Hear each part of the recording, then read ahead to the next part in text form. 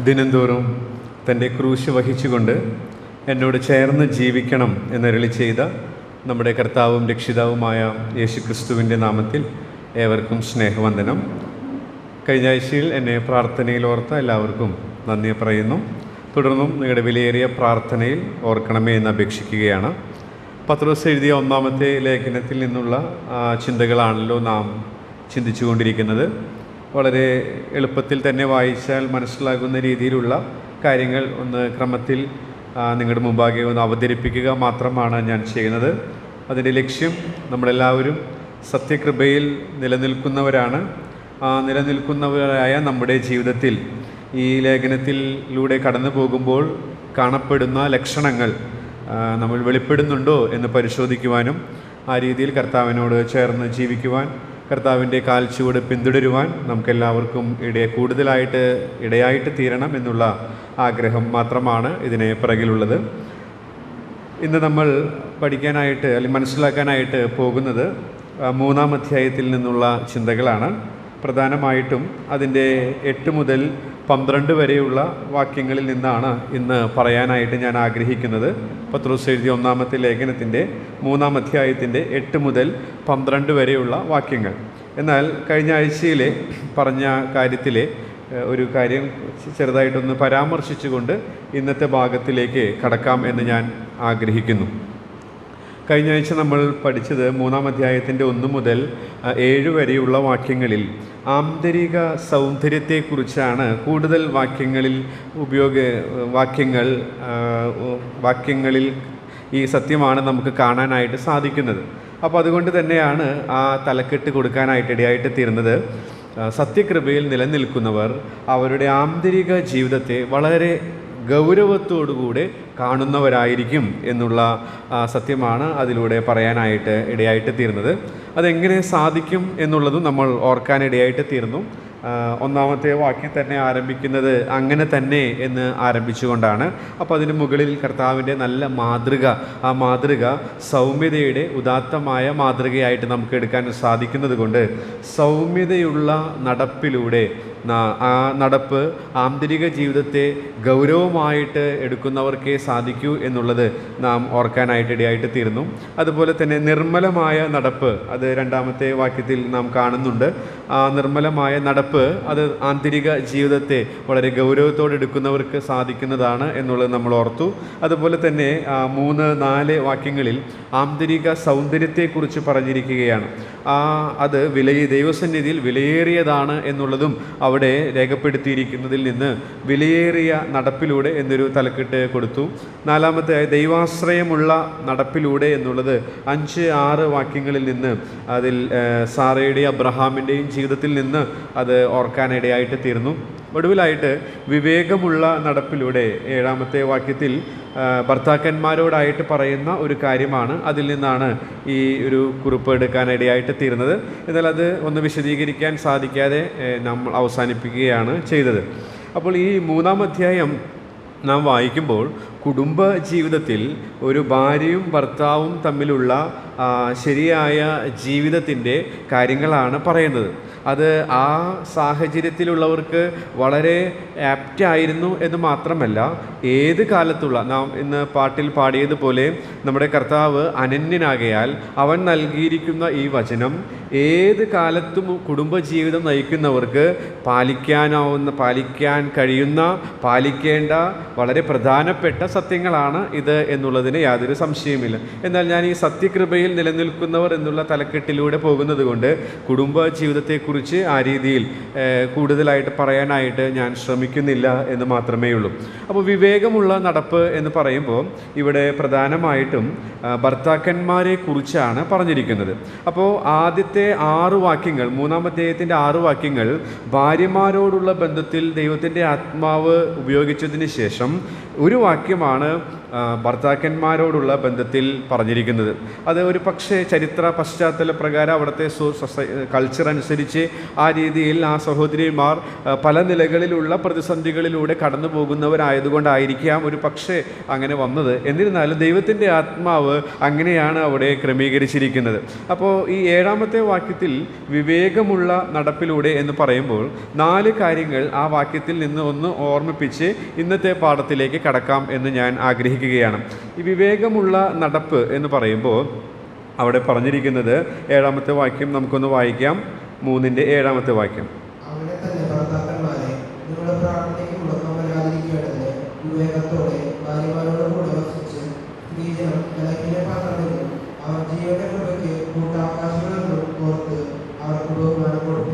Okay, ഒരു എഴുത്തുകാരൻ ഈ വാക്യത്തെ 4 തലക്കെട്ടിലാണ് സംക്ഷിപ്തമായിട്ട് വിവരിച്ചിരിക്കുന്നത്. ഒന്ന് ശാരീരിക മേഖല, വൈകാരിക മേഖല, ആത്മീക മേഖല, ബൗദ്ധിക മേഖല. എന്നാൽ ഞാനിത് വായിച്ചപ്പോൾ 4 കുറിപ്പുകൾ തന്നെ ലഭിച്ചു. അത് ഇവിടെ തന്നെ നമുക്ക് നേരിട്ട് വായിച്ച് കണ്ടെത്താനായിട്ട് സാധിക്കും. അദ്ദേഹം അത് മനോഹരമായിട്ടാണ് തൻ്റെ കമൻട്രിയിൽ അത് എഴുതിയിരിക്കുന്നത്.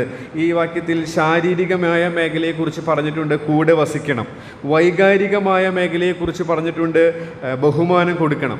ആത്മീക മേഖലയെക്കുറിച്ച് പറഞ്ഞിട്ടുണ്ട്, പ്രാർത്ഥനയ്ക്ക് തടസ്സം വരരുത്. ബൗദ്ധികമായ മേഖലയെക്കുറിച്ച് പറഞ്ഞിട്ടുണ്ട്, വിവേകത്തോടെ. അത് മനോഹരമായ രീതിയിലുള്ള ഒരു ഔട്ട്ലൈനായിട്ട് എനിക്ക് കാണാനായിട്ട് സാധിച്ചു. എന്നാൽ ഇത് നാം വായിക്കുമ്പോൾ തന്നെ വിവേകത്തോടു കൂടിയുള്ള നടപ്പ് എങ്ങനെയാണെന്നുള്ളത് നമുക്ക് അത് വായിക്കുമ്പോൾ മനസ്സിലാക്കാനായിട്ട് സാധിക്കും. ഒന്നാമത് വസിക്കണം എന്നുള്ളതാണ്. വസിക്കണം. വിവേകമുള്ള ഒരു ഭർത്താവ് തനിക്ക് ലഭിച്ചിരിക്കുന്ന തക്കതായ തുണയോടുകൂടെ വസിക്കും, കൂടെ വസിക്കും. കൂടെ വസിക്കുക എന്ന് പറയുമ്പോൾ ശാരീരികമായ കാര്യങ്ങളാണ്. അതോടൊപ്പം തന്നെ കൂടുതൽ സമയം ചെലവഴിക്കും. ഈ മേഖലയിൽ ഒരു കാര്യം ശ്രദ്ധിക്കേണ്ടത്, അത് ചെറുപ്പക്കാരായവർക്ക് മാത്രമല്ല. കുറച്ച് നാളുകൾക്ക് മുൻപ് ഒരു മധ്യവയസ്കനായ ഒരു സഹോദരൻ, നമ്മുടെ സഭയിൽ തന്നെയുള്ള സഹോദരനാണ്. ആ സഹോദരൻ തൻ്റെ കുടുംബ ജീവിതത്തിലെ കാര്യങ്ങൾ ഇങ്ങനെ സന്ദർഭവശാൽ ഇങ്ങനെ പറഞ്ഞു കൊണ്ടിരുന്നപ്പോൾ താൻ ചില കാര്യങ്ങളൊക്കെ പറഞ്ഞു. അതിൻ്റെ കൂട്ടത്തിൽ താൻ പറഞ്ഞ കാര്യം, ഇങ്ങനെയുള്ള കാര്യങ്ങളൊക്കെ നിങ്ങൾക്കാണല്ലോ വചനം പറയുന്നത്, അപ്പോൾ അതൊക്കെ നിങ്ങൾ പറയുന്നത് വളരെ നല്ലതാണ് എന്ന് പറയാനിടയായിട്ട് തീർന്നു. അപ്പോൾ ഇത് ചില പ്രായത്തിലുള്ളവർക്ക് മാത്രമല്ല, ഭാര്യാഭർത്താക്കന്മാരായി തീർന്ന ഏത് പ്രായത്തിലുള്ളവർക്കും പാലിക്കേണ്ട പ്രമാണമാണ് തിരുവെഴുത്ത് ഇവിടെ പറഞ്ഞിരിക്കുന്നത്, കൂടെ വസിക്കണം എന്നുള്ളത്. അത് പറഞ്ഞുകൊണ്ട് ഞാൻ കൂടുതൽ വിശദീകരിക്കാതെ മുന്നോട്ട് പോകുന്നു. അപ്പോൾ നാം അവരുമായിട്ട് നമുക്ക് ലഭിച്ചിരിക്കുന്ന, അവിടെ പ്രത്യേകം എടുത്തു പറയുന്ന ഒരു പദം ഇങ്ങനെയാണ്, അങ്ങനെ തന്നെ ഭർത്താക്കന്മാരെ നിങ്ങളുടെ പ്രാർത്ഥനയ്ക്ക് മുടക്കം വരാതിരിക്കേണ്ടതിന് വിവേകത്തോടെ ഭാര്യമാരോടുകൂടെ വസിച്ച് സ്ത്രീജനം ബലഹീനമാവും. അപ്പോൾ നമുക്ക് ലഭിച്ചിരിക്കുന്ന ആ തുണയുമായിട്ട് സമയം ചെലവഴിക്കുവാനും കൂടെ വസിക്കുവാനും നമുക്ക് കടപ്പാടുണ്ട്. അത് വിവേകമുള്ള നടപ്പിൻ്റെ ഒരു ലക്ഷണമാണ്. അത് ആന്തരിക ജീവിതത്തെ ശ്രദ്ധിക്കുന്നതിൻ്റെയും ഒരു ലക്ഷണമാണ്. അങ്ങനെ ഇല്ലെങ്കിൽ എന്തെങ്കിലും പ്രശ്നങ്ങളുണ്ട്, കാര്യമായ തകരാറുണ്ട്, അത് ചികിത്സ ചെയ്യേണ്ടതാണ്. ആത്മീകമായിട്ടുള്ളതാണെങ്കിൽ അത് പരിഹരിക്കപ്പെടേണ്ടതാണ്, അല്ല മറ്റുള്ള നിലയിലുള്ളതാണെങ്കിൽ അത് പരിഹരിക്കപ്പെടേണ്ടതാണ് എന്നുള്ളതിന് യാതൊരു സംശയവുമില്ല. അപ്പോൾ വിവേകമുള്ള നടപ്പെന്ന് പറയുമ്പോൾ വസിക്കണം, സമയം ചെലവഴിക്കണം, കൂടെ വസിക്കണം എന്നുള്ള ആശയം അത് നമുക്ക് മനസ്സിലാക്കാനായിട്ട്. രണ്ടാമത്തെ കാര്യം എന്ന് പറയുന്നത്, അവിടെ നാം വായിക്കുന്നത്, അങ്ങനെ തന്നെ ഭർത്താക്കന്മാരെ നിങ്ങളുടെ പ്രാർത്ഥനയ്ക്ക് മുടക്കം വരാതിരിക്കേണ്ടതിന് വിവേകത്തോടെ ഭാര്യമാരോട് കൂടെ വസിച്ച് സ്ത്രീജനം ബലഹീന പാത്രമെന്നും അവർ ജീവൻ്റെ കൃപയ്ക്ക് കൂട്ടവകാശികൾ എന്നും ഓർത്ത് അവർക്ക് ബഹുമാനം കൊടുക്കണം. അപ്പോൾ ഇവിടെ ആ ബലഹീന പാത്രമെന്നും എന്നുള്ള ആ പ്രയോഗത്തിൽ നിന്ന് നാം അറിയണം എന്നുള്ളതാണ് രണ്ടാമത്തെ കാര്യം. വിവേകത്തോടെ നടക്കുക എന്ന് പറയുമ്പോൾ കൂടെ വസിക്കുക മാത്രമല്ല, അവരെ അറിയാനായിട്ടും അവരിലുള്ള വ്യത്യാസങ്ങൾ മനസ്സിലാക്കാനായിട്ടും നാം ശ്രദ്ധിക്കേണ്ടത് ആവശ്യമാണ്. അവരെ പരിഗണിക്കേണ്ടത് ആവശ്യമാണ് എന്നുള്ളത് നമുക്ക് അവിടെ നിന്ന് മനസ്സിലാക്കാനായിട്ട് സാധിക്കും. അപ്പോൾ വസിക്കണം, അത് വിവേകത്തിൻ്റെ ലക്ഷണമാണ്. അറിയണം, അത് വിവേകമുള്ള നടപ്പിൻ്റെ ലക്ഷണമാണ്. മൂന്നാമതായിട്ട് അവിടെ തന്നെ പറയുന്നത് ബഹുമാനിക്കണം എന്നുള്ള ഒരു പദം നമ്മളവിടെ കാണുന്നുണ്ട്. അവരെ ബഹുമാനിക്കണം.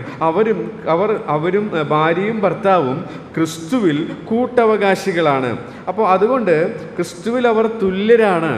ആ നിലയിൽ ജീവൻ്റെ കൃപയ്ക്ക് കൂട്ടവകാശികളായതിനാൽ അവരെ ബഹുമാനിക്കേണ്ടതും ആവശ്യമാണ് എന്നുള്ളത് വിവേകമുള്ള നടപ്പിൻ്റെ ലക്ഷണമായിട്ട് നമുക്ക് എടുക്കാനായിട്ട് സാധിക്കും. ഒടുവിലായിട്ട് നമ്മുടെ ഒന്നാമത് തന്നെ ആ പ്രാരംഭ വാക്യത്തിൽ തന്നെ കാണുന്നത് നിങ്ങളുടെ പ്രാർത്ഥനയ്ക്ക് മുടക്കം വരാതിരിക്കേണ്ടതിന്. അപ്പോൾ പ്രാർത്ഥിക്കണം എന്നുള്ളതാണ്. അപ്പോൾ ഈ 4 കാര്യങ്ങൾ നമുക്ക് ഒറ്റ വായനയിൽ തന്നെ കൂടുതൽ വ്യാഖ്യാനങ്ങളിലേക്ക് കടക്കാതെ മനസ്സിലാക്കാനായിട്ട് സാധിക്കും. ഒരു വിവേകമുള്ള ഭർത്താവ് അവർ കൂടെ വസിക്കും, അത് പ്രായവ്യത്യാസമില്ല എന്നുള്ളത് ഓർക്കുക. രണ്ടാമത്, വിവേകമുള്ള നടപ്പ് അറിയുന്നവരായിരിക്കും. വിവേകമുള്ള നടപ്പ് ബഹുമാനിക്കുന്നവരായിരിക്കും. വിവേകമുള്ള നടപ്പ് ഒരുമിച്ച് പ്രാർത്ഥിക്കുന്നവരായിരിക്കും എന്നുള്ളതിന് യാതൊരു സംശയവുമില്ല. അപ്പോൾ അതോടുകൂടെ ആ വിവേകമുള്ള നടപ്പിലൂടെ എന്നുള്ള തലക്കെട്ട് ഞാൻ വിടാനായിട്ട് ആഗ്രഹിക്കുകയാണ്. നമ്മുടെ ജീവിതത്തിൽ വളരെ ശ്രദ്ധിക്കേണ്ട ഒരു മേഖലയായിട്ട് ഇതിരിക്കുന്നു എന്നുള്ളത് ഞാൻ ഓർപ്പിച്ചുകൊണ്ട് അടുത്ത ഭാഗത്തിലേക്ക്, നമ്മുടെ ഇന്നത്തെ ചിന്തയിലേക്ക് നമുക്ക് പ്രവേശിക്കാം. അതിനാധാരമായിട്ട് 3-ാം അധ്യായത്തിൻ്റെ 8 മുതൽ 12 വരെയുള്ള വാക്യങ്ങൾ നമുക്ക് വായിച്ചു കേൾക്കാം.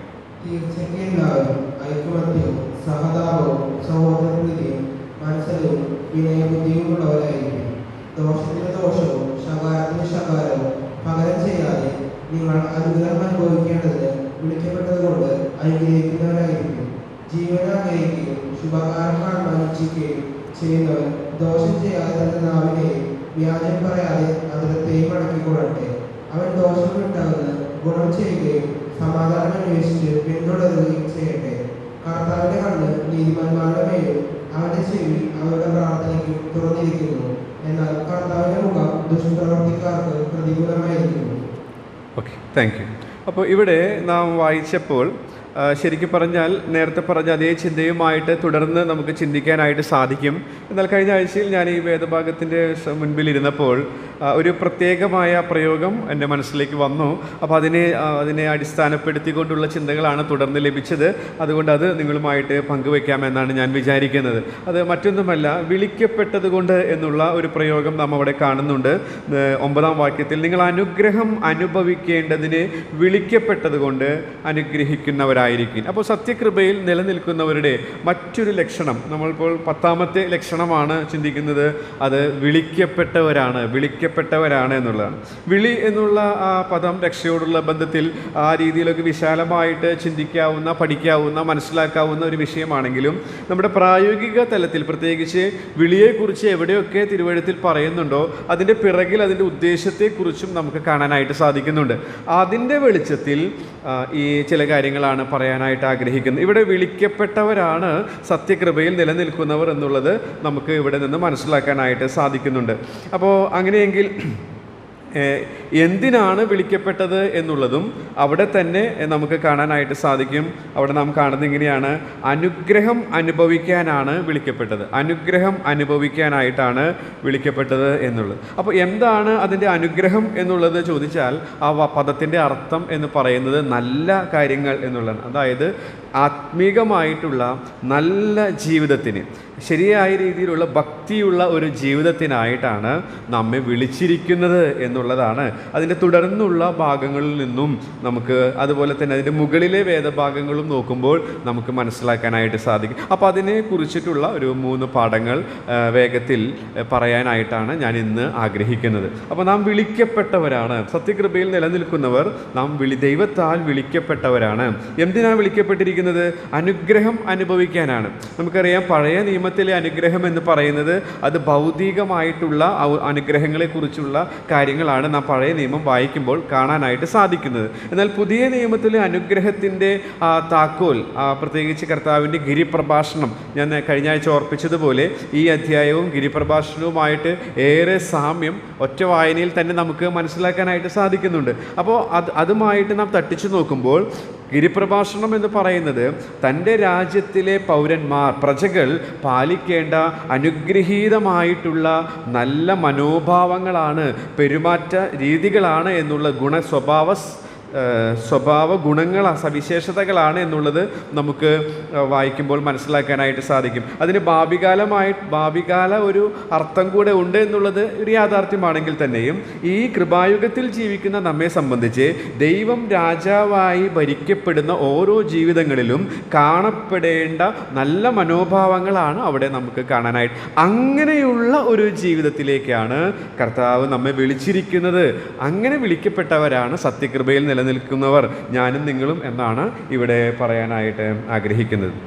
ഇവിടെ നാം നേരത്തെ കണ്ടതുപോലെ അത് ആരംഭിക്കുന്നത് തീർച്ചയ്ക്ക് എന്ന് പറഞ്ഞുകൊണ്ടാണ്. എന്ന് വെച്ചാൽ ഫൈനലി എന്നാണ് ഇംഗ്ലീഷിൽ കാണുന്നത്, അവസാനമായി, ടു സം അപ്പ് എന്നും കാണുന്നുണ്ട്, അവസാനമായി. അപ്പോൾ അവസാനമായി എന്ന് പറയുമ്പോൾ പിന്നെയും നാം നോക്കുമ്പോൾ വീണ്ടും 3-ാം അധ്യായം തുടർന്ന് പോകുന്നുണ്ട്, 4-ാം അധ്യായവും ഉണ്ട്, 5-ാം അധ്യായവും ഉണ്ട്. അപ്പോൾ അവസാനമായി എന്ന് പറയുമ്പോൾ എന്താണ് അർത്ഥമാക്കുന്നത്?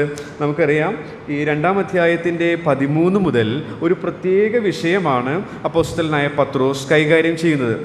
ഇതിനോടകം നാം അത് വായിച്ച് കഴിഞ്ഞതുകൊണ്ട് നമുക്കതറിയാനായിട്ട് സാധിക്കും. അത് മറ്റൊന്നുമല്ല, കീഴടങ്ങുക, വിധേയരാവുക എന്നുള്ളതാണ്.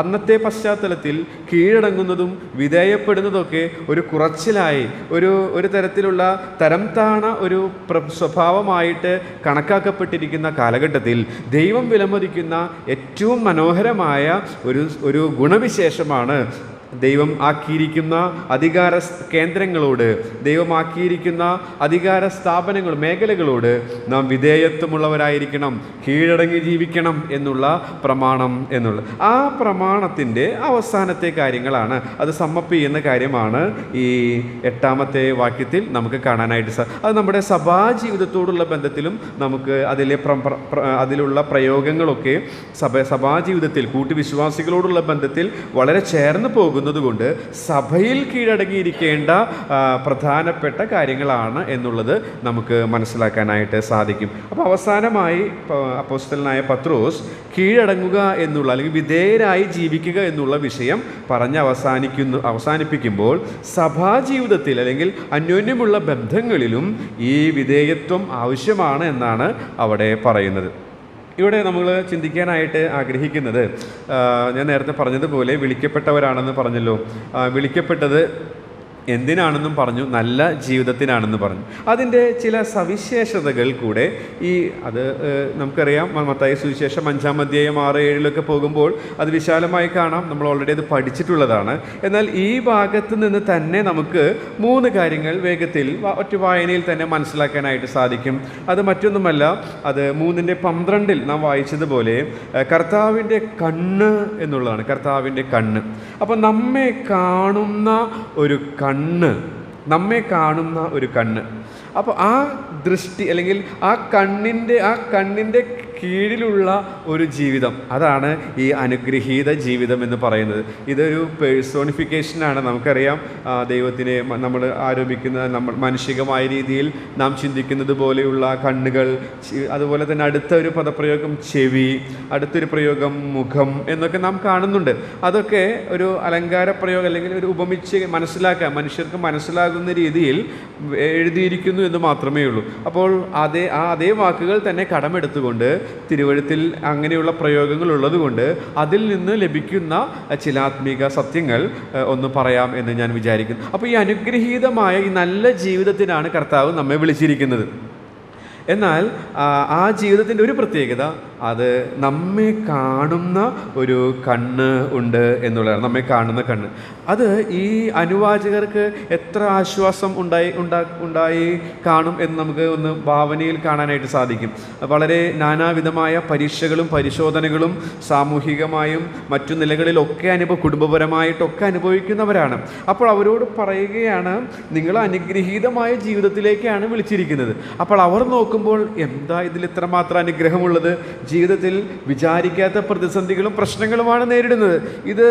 ഇതിനേക്കാൾ മനോഹരമായിരുന്നു മുൻപുള്ള ജീവിതം, പക്ഷെ ഇപ്പോൾ വളരെ അരിഷ്ടകരമാണ് എന്നുള്ള സാഹചര്യങ്ങളാണ് അവർക്കുള്ളത്. എന്നാൽ അതിൻ്റെ മധ്യത്തിൽ ദൈവത്തിൻ്റെ ആത്മാവ് അവരോട് പറയുകയാണ്, നിങ്ങൾ ഈ പോകുന്ന ഈ സാഹചര്യങ്ങളൊക്കെ ഉണ്ടല്ലോ, ഇത് അഗ്നിശോധനയാണ്, വിവിധങ്ങളായ പരീക്ഷകളാണ്. അത് നമ്മൾ പാടാറുള്ളത് പോലെ ഇരുൾ തിങ്ങുന്ന കരൾ വിങ്ങുന്ന വേളകളാണ്. ഇത് മറ്റുള്ളവർക്കൊക്കെ കാണാനായിട്ട് കഴിയുന്നില്ല. പക്ഷേ നിങ്ങളെ കാണുന്നൊരു കണ്ണ് ഉയരത്തിലുണ്ട്. നിങ്ങളെ കാണുക എന്ന് പറയുമ്പോൾ നിങ്ങളുടെ അവസ്ഥ ഉള്ളതുപോലെ കാണുക. ഒരു പക്ഷേ നമ്മുടെ കൂടെ വസിക്കുന്നവർക്ക്, കൂടെയുള്ളവർക്ക്, കൂട്ടുകാർക്ക്, സഭാജനങ്ങൾക്ക് നമ്മുടെ അവസ്ഥ മനസ്സിലാക്കാനായിട്ട് സാധിക്കുകയില്ല. എന്നാൽ നാം ഉള്ളതുപോലെ തന്നെ കാണുന്ന ഒരു കണ്ണുണ്ട് എന്നുള്ളത് ഈ പത്രോസിൻ്റെ അനുവാചകരെ സംബന്ധിച്ചിടത്തോളം വളരെയധികം ധൈര്യം നൽകുന്നതും ആശ്വാസം നൽകുന്നതുമായ ഒരു സത്യമാണ്. അത് അവർക്കെന്ന് മാത്രമല്ല, ഏത് കാലത്തും ക്രിസ്തുവിൻ്റെ കാൽച്ചുവട് പിന്തുടർന്ന് ജീവിക്കാനായിട്ട് ഉത്കടമായി ആഗ്രഹിക്കുന്ന ഏവർക്കുമുള്ള ഒരു കാര്യമാണ്. കാരണം നാം തിമോഥെയോസിൻ്റെ ലേഖനത്തിൽ പഠിച്ചിട്ടുണ്ട്, ഭക്തിയോടെ ജീവിക്കാനായിട്ട് ശ്രമിക്കുന്നവർക്ക് ഉപദ്രവമുണ്ടാകും. എന്ന് വെച്ചാൽ സുഖകരമായ ഒരു പൂമെത്തയല്ല ക്രിസ്തീയ ജീവിതം എന്നുള്ളത്. നമ്മുടെയൊക്കെ ചെറിയ ഈ ജീവിതം കൊണ്ടും അല്ല ദീർഘമായ ക്രിസ്തീയ ജീവിതത്തിൻ്റെ അനുഭവമുള്ളവർക്കൊക്കെ അത് മനസ്സിലാക്കാനായിട്ട് സാധിച്ചിട്ടുള്ളതാണ്. ശരിയായ രീതിയിൽ മനുഷ്യരാലുള്ള മാനത്തേക്കാൾ ദൈവത്താലുള്ള മാനത്തെ നാം കാംക്ഷിച്ചുകൊണ്ട് ജീവിക്കുമ്പോൾ ശരിയായ രീതിയിൽ പല നിലകളിലുള്ള പ്രതിസന്ധികൾ നമുക്ക് വരും. അങ്ങനെയുള്ള കാര്യങ്ങളൊക്കെ വരുമ്പോൾ നാനാ പരീക്ഷകളൊക്കെ നമുക്ക് നേരിടുമ്പോൾ, പരിശോധനകളിലൂടെയൊക്കെ നാം കടന്നു പോകുമ്പോൾ, കൂടാതെ പാപത്തോടുള്ള പോരാട്ടവും ഇതിൻ്റെ കൂടെയുണ്ട്. അപ്പോൾ ഇതെല്ലാം കൂടെ വരുമ്പോൾ ശരിക്കും ഒരു ഞെരുക്കത്തിൻ്റെ അനുഭവം പൗലോസിനുണ്ടായതുപോലെ നമുക്കൊക്കെ അനുഭവമുണ്ട് എന്ന് ഞാൻ വിചാരിക്കുകയാണ്. അങ്ങനെ വരുമ്പോൾ ഇതെല്ലാം കാണുന്ന ഒരു കണ്ണ് ഉയരത്തിലുണ്ട് എന്നുള്ളത് നമുക്ക് ആശ്വാസം നൽകുന്ന ഒരു കാര്യമാണ്. ഞാൻ ചില പുസ്തകങ്ങൾ നോക്കാനായിട്ട് ശ്രമിച്ചപ്പോൾ ഈ കണ്ണ് എന്ന് പറയുന്നത് തന്നെ കർത്താവിൻ്റെ വിവിധങ്ങളായ നമ്മോടുള്ള ബന്ധത്തിലുള്ള രീതികളെക്കുറിച്ച് തന്നെ പറഞ്ഞിരിക്കുന്നത് നമുക്ക് കാണാനായിട്ട് സാധിക്കും. എന്നാൽ ഇത് വിഷയത്തോടുള്ള ബന്ധത്തിൽ ഇങ്ങനെ പോകുന്നത് കൊണ്ട് ഞാനതൊന്നും പറയാനായിട്ട് ആഗ്രഹിക്കുന്നില്ല. നമ്മെ കാണുന്ന ഒരു കണ്ണ്, പ്രതികൂലങ്ങളുടെ സാഹചര്യങ്ങളായാലും അനുകൂലമുള്ള സാഹചര്യങ്ങളായാലും നമ്മെ കാണുന്ന കണ്ണ് ഉയരത്തിലുണ്ടെന്നുള്ളത് നമുക്ക് വളരെ ധൈര്യവും സന്തോഷവും നൽകുന്ന ഒരു കാര്യമാണ്. അതോടൊപ്പം തന്നെ അതിൻ്റെ മറുവശം എന്ന് പറയുന്നത് ഈ കണ്ണ് നമ്മുടെ കഷ്ടതയും പ്രയാസവും മാത്രമല്ല കാണുന്നത്. അത് നമ്മുടെ പാപം ചെയ്യാനായിട്ട് നാം പാപം ചെയ്യുമ്പോൾ അല്ലെങ്കിൽ കർത്താവിന് അരുതാത്തതായ കാര്യങ്ങളിലേക്ക് പോകുന്നതും ഈ കണ്ണിന് മറഞ്ഞിരിക്കുന്നില്ല എന്നുള്ളതും നാം ഓർത്തിരിക്കേണ്ടതാണ്. മനുഷ്യരെ നമുക്ക് മറയ്ക്കാനായിട്ട് സാധിക്കും, എന്നാൽ ദൈവത്തിൻ്റെ മുൻപിൽ ഒന്നും മറഞ്ഞിരിക്കുന്നില്ല എന്നുള്ള സത്യവും അതോടൊപ്പം ഓർത്തിരിക്കേണ്ടതാണ്. കേവലം പരീക്ഷകളൊക്കെ അറിയുന്നു എന്ന് പറഞ്ഞ് ആശ്വസിച്ചിരിക്കുക മാത്രമല്ല, അതിൻ്റെ മറുവശവും യാഥാർത്ഥ്യവും നാം തിരിച്ചറിഞ്ഞുകൊണ്ട് വേണം ജീവിക്കുവാൻ എന്നുള്ളത് അവിടെ നിന്ന് ഓർപ്പിക്കാനായിട്ട് ഞാൻ ശ്രമിക്കുന്നു. ഇതൊക്കെ നമുക്ക് അറിവുള്ളതാണ്. ഞാൻ തന്നെ 17-ാം സങ്കീർത്തനത്തിൽ നിന്ന് പ്രാർത്ഥനയോടുള്ള ബന്ധത്തിൽ ഈ കർത്താവിൻ്റെ പ്രതികൂലങ്ങളുടെ മധ്യത്തിൽ ധൈര്യത്തോടെ പ്രാർത്ഥിക്കാനായിട്ട് ദാവീദിനെ സഹായിച്ച ചില കാര്യങ്ങൾ അത് പറഞ്ഞപ്പോൾ ഞാനത് പറഞ്ഞിട്ടുള്ളതാണ്. അപ്പോൾ അതുപോലെ തന്നെ മറ്റുള്ള ദൈവദാസന്മാർ ഇതിനോടുള്ള ബന്ധത്തിലൊക്കെ ചിന്തകൾ പറഞ്ഞിട്ടുണ്ട്. അപ്പോൾ നമുക്ക് അറിവുള്ള കാര്യമാണെങ്കിലും ഒന്നുകൂടെ ഞാൻ നേരത്തെ ഓർപ്പിച്ചതുപോലെ പിശാചായവൻ നമ്മിൽ നിന്ന് ഇതൊക്കെ എടുത്തു കളയും. അപ്പോൾ ഒന്നുകൂടെ കേൾക്കുമ്പോൾ നമ്മുടെ മനസ്സ് പുതുക്കുന്നതിനും രൂപാന്തരപ്പെടുന്നതിനും കർത്താവ് നമ്മെ സഹായിക്കുമാറാകട്ടെ. രണ്ടാമത്തെ കാര്യം, ഈ അനുഗ്രഹീത ജീവിതം എന്ന് പറയുമ്പോൾ അതിൻ്റെ മറ്റൊരു പ്രത്യേകത എന്ന് പറയുന്നത് നാം ആ വാക്യത്തിൽ തന്നെ വായിക്കുകയാണ്, കർത്താവിൻ്റെ കണ്ണ് നീതിമാന്മാരുടെ മേലും അവൻ്റെ ചെവി അവരുടെ പ്രാർത്ഥനയ്ക്കും തുറന്നിരിക്കുന്നു. അപ്പോൾ നമ്മെ കേൾക്കുന്ന ഒരു കാത് ഉയരത്തിലുണ്ട്.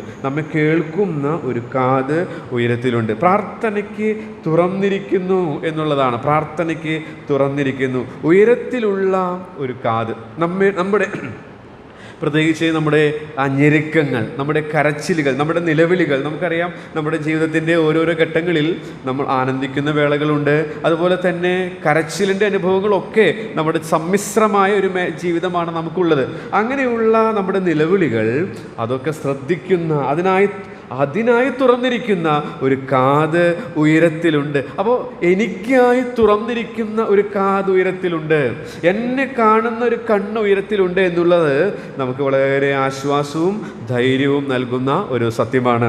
ഇവിടെ ഈ അനുവാചകർക്കും അത് വളരെ ആശ്വാസമാണ്. ഞാനിത് വീണ്ടും വിവരിക്കേണ്ടതില്ലല്ലോ. അപ്പോൾ നമ്മെ കാണുന്ന കണ്ണ്, നമ്മെ കേൾക്കുന്ന കാത്. മറ്റൊരു കാര്യം, അതൊരു നിഷേധാത്മകമായ അർത്ഥത്തിലാണെങ്കിലും നമുക്കത് ക്രിയാത്മകമായി എടുക്കാനായിട്ട് സാധിക്കും. അതവിടെ നാം കാണുന്ന എങ്ങനെയാണ്? കർത്താവിൻ്റെ മുഖം ദുഷ്പ്രവർത്തിക്കാർക്ക് പ്രതികൂലമായിരിക്കുന്നു. അപ്പോൾ കർത്താവിൻ്റെ മുഖം, നമുക്ക് നോക്കുവാനൊരു മുഖമുണ്ട് എന്നുള്ളതാണ് ഈ അനുഗ്രഹീതമായ ജീവിതത്തിൻ്റെ മറ്റൊരു പ്രത്യേകതയായിട്ട് നമുക്ക് കാണാനായിട്ട് സാധിക്കുന്നത്. നമുക്ക് നോക്കുവാനൊരു മുഖമുണ്ട്, നമുക്ക് നോക്കുവാനൊരു മുഖമുണ്ട്. ഈ ലോകത്തിലെ മുഖങ്ങളിലേക്ക് നോക്കിയാൽ അത് നമ്മെ പ്രകാശിതരാക്കുകയില്ല.